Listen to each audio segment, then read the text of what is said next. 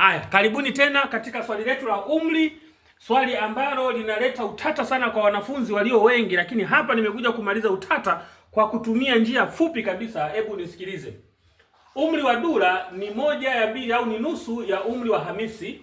Miaka 8 iliyopita umri wa Dula ulikuwa 1/3 serusi ya umri wa Hamisi. Tafuta umri wa Hamisi. Hapa tuna watu wawili, tuna Dula na Hamisi. Sasa njoo tuwatengee hivi kwamba huku tunamweka Dula, lakini huku tunamweka nani? Hamisi. Tunatenganisha hivi. Tunataka kutengeneza mlinganyo sasa ambao utatupelekea kujibu hili swali.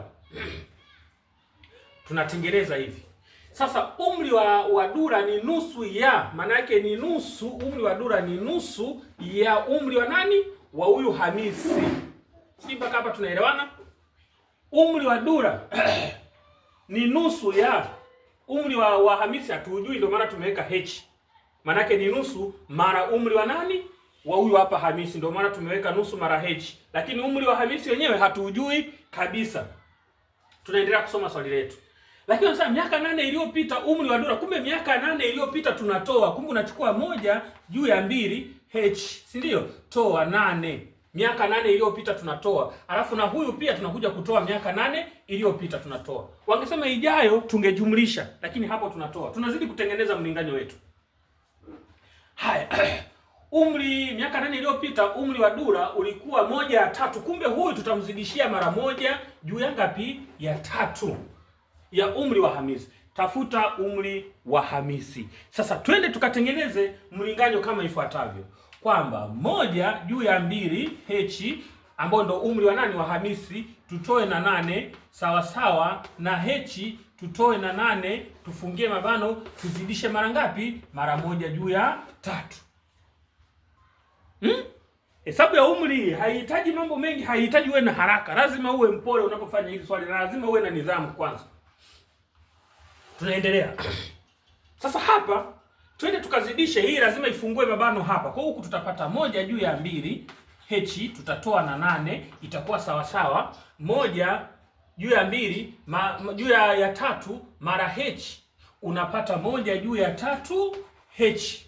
Sawa? Tutatoa 1/3 mara 8, unapata 8/3. Mpaka hapo sijui kama tunaenda sawa mpaka hapo. Sasa tumalizie. Hapa hatua inayofuata ni kwenda kutoa sehemu. Tunakwenda kutoa nini? Sehemu. Tunakwenda kuua sehemu hii. Tunaenda kuziua hizi sehemu kwa kutafuta kigao kidogo cha shirika kinachogawanya hizi namba za chini bila baki. Hapa weka juu ya 1 na penyewe zina kinachogawanya. Ukiangalia hii hapa kigao kidogo kitakuwa ni 6. Basi fungia mabano, huku zidisha mara 6 na huku vile vile zidisha mara ngapi? Weka 6 nje. Maana hii inakwenda kurahisisha kila pande. Ndio kigao kidogo cha shirika, ndio kazi yake. Twende tuanze moja moja. Tuanzie upande wa huku. Tuanzie upande wa huku ambao itakuwa 2 gawanya kwa 2 ni 1. 6 gawanya kwa 2 inabaki 3. Kwa hiyo itakuwa 3 mara 1 h, unapata 3 h. Sawa? Toa. 6 gawanya kwa 1 ni 6. 6 mara 8 unapata 48, ni sawa sawa. Tuje upande wa huku. 6 gawanya kwa 3 ni 2. 2 mara 1 h, unapata 2 h. Toa. 6 gawanya kwa 3, sawa? Unapata 2. 2 mara 8 unapata 16. Unapata 16. Sasa twende tukatenge mitajo inayofanana. Tukatenge mitajo inayofanana, njoo tuimalizie hapa.